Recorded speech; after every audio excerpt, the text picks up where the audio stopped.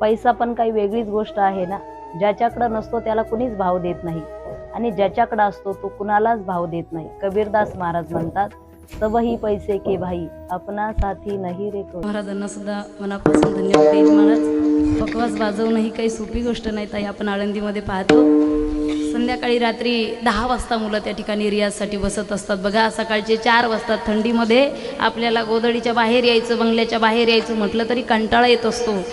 मुलाला सकाळी जर म्हटलं 7 वाजता शाळा आहे, उठ लवकर, ते म्हणतो बाबा आज मी नाही जात. मग बाबा म्हणतो कोण जाणार? म्हणे बाबा तुम्हीच आजच्या दिवस जाऊन या ना.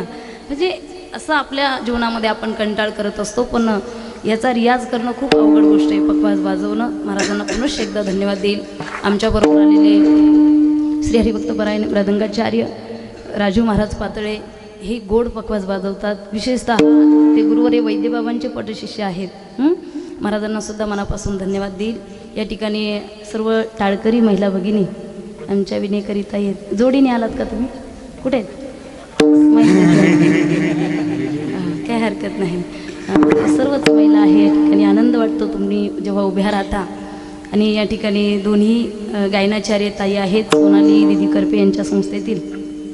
तुम्हाला काही टेन्शन नाही.